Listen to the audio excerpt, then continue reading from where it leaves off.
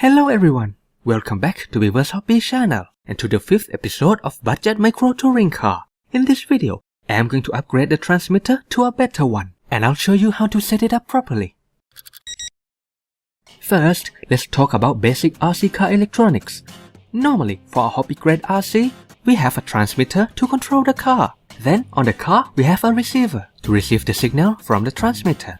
Then we plug servo and electronic speed controller or ESC into the receiver. And we plug the motor into the ESC. The servo is for steering. And the ESC is for sending power to the motor and normally to provide power to the receiver and the servo as well. This is called BEC, Battery Elimination Circuit. If the ESC doesn't have this feature or you don't want to use it, you can use a separate unit of UBEC, Universal Battery Elimination Circuit, to connect to the receiver. In WLtoys, the receiver and ESC are combined into one unit. This is called 2-in-1, and we see this in many what I call semi-hobby grade car, usually the ready-to-run or RTR. With this kind of system, if you want to upgrade the transmitter, you will have to change the ESC too, because this 2-in-1 unit doesn't buy to other transmitter. Actually, you can use other WLtoys car transmitters with this car as well, because they use the same protocol and able to connect to this 2-in-1 unit. But this will limit the future upgrade if you want to change the motor to brushless, because the WLtoys receiver is not widely available to use with a separate ESC. I have seen it being sold in a website, but I have never seen anyone actually use it yet. Now that we know all of that, let's get cracking.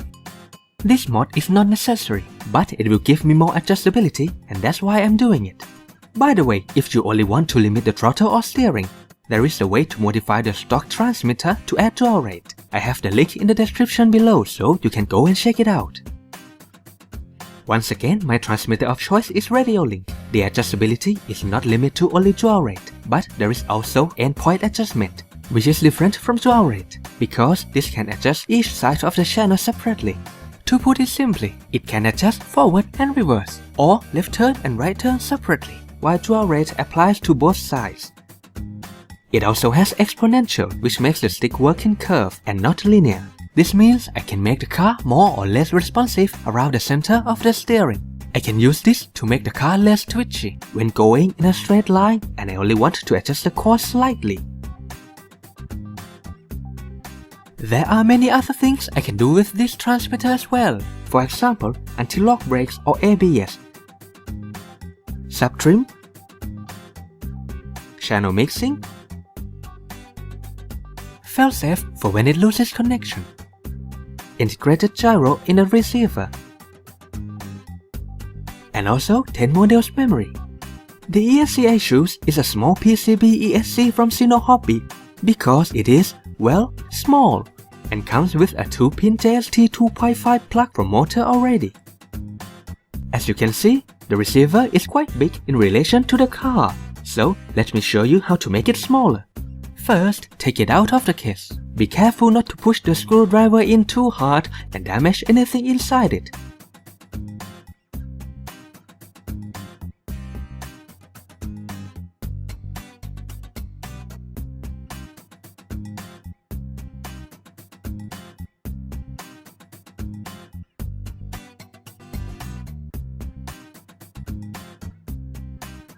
Then pull the plastic bit that holds the pins off so it is easier to desoldering the pins out.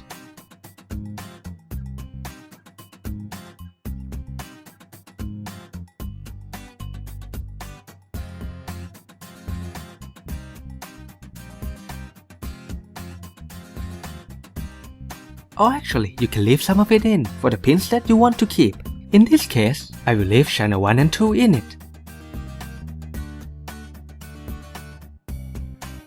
Then, after desoldering the pins out, you will have something like this. Actually, you can desolder them all off and put 90-degree pins in it. But I just ran out of my 90-degree pins, so I'll just bend the original pins 90-degree instead.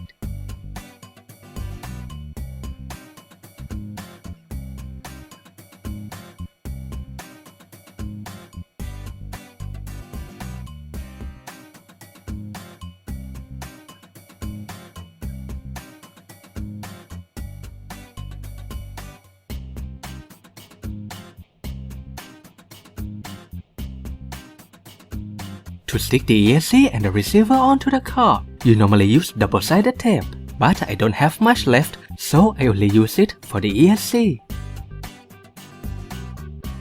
Then for the receiver, I shield the bottom with electrical tape, roll the antenna but leave the end out.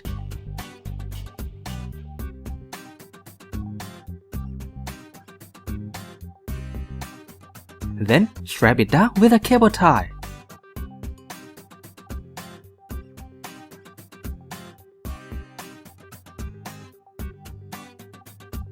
This is how to connect servo and ESC to the receiver. Servo plugs into channel 1.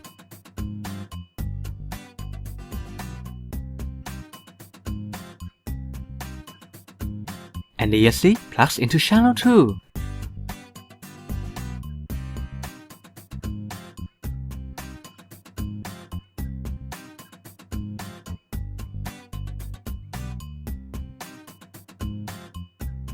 This receiver has the signal pin on the inside and ground on the outside.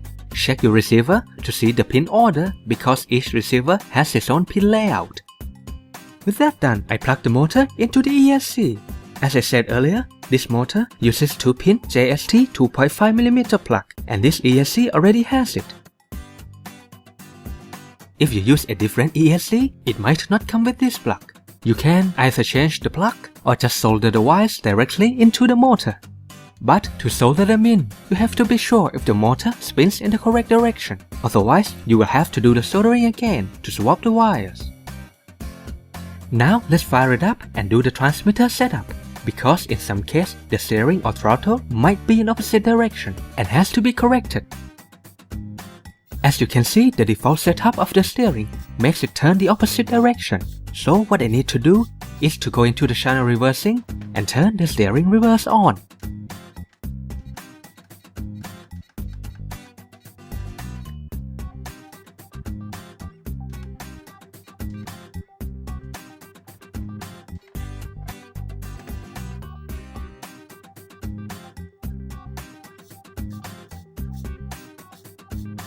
Now for the ESC and motor. First thing you need to do is check if the function of the ESC is correct. You don't have to worry about the direction of the motor at this moment.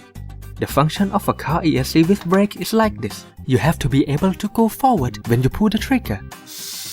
Brake when you switch directly from forward to reverse. Then come back to center and push the throttle away again to go into reverse. But you can go directly from reverse to forward. If the function is opposite like this, forward to reverse directly, but it has brake between reverse and forward, you will have to reverse the throttle channel or channel 2.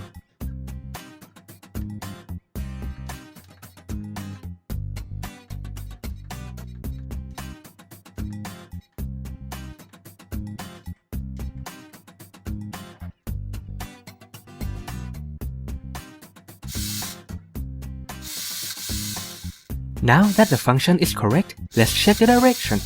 As you can see, it goes backward when I pull the trigger, so I have to swap the polarity of the motor by swapping 2 wires.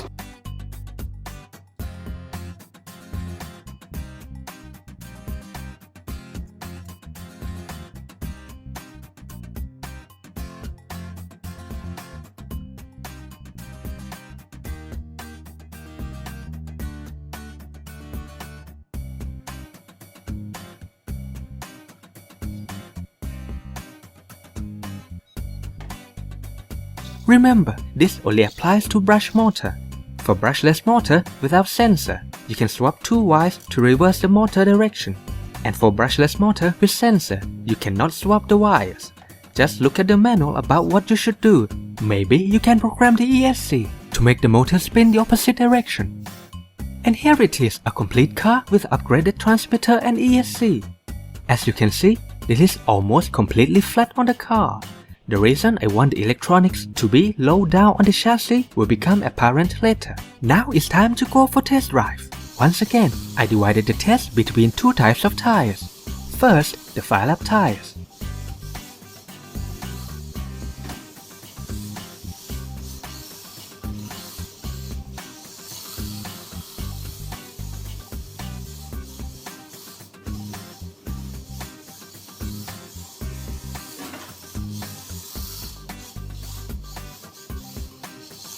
It is a bit easier to drive because not only I can limit the throttle so it won't spin out as easily as before, but it is also less twitchy in the center of the steering as well.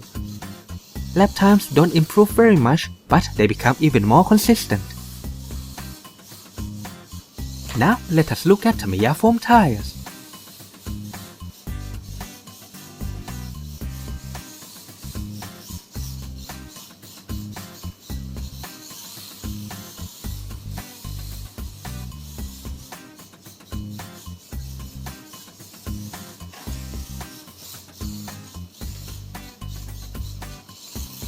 Again, lap times don't improve that much, but the consistency improves. I don't have much to say about this, but changing the transmitter make it more comfortable to drive, and I don't strain my wrist every time I try to steer the car, because the stock transmitter has very stiff spring in the steering.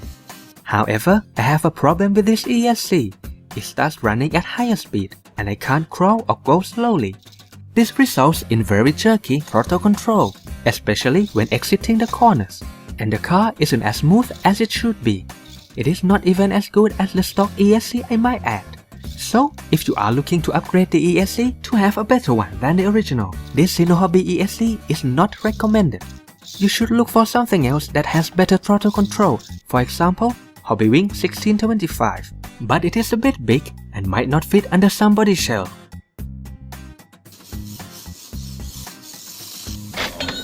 The total spend so far includes transmitter and receiver set and an ESC. Well, this ESC is not that good, so I'll probably change it later. Finally, before I go, the reason that I want the electronics to be sticking low down on the chassis is because next time I will try to use a mini Z body on this car. Yes, you heard me correctly. This mini Z body will go on this car. And that's it for this video. Please subscribe if you haven't done it yet and hit the bell icon to get notification whenever I upload a new video. Thanks for watching and see you again next time.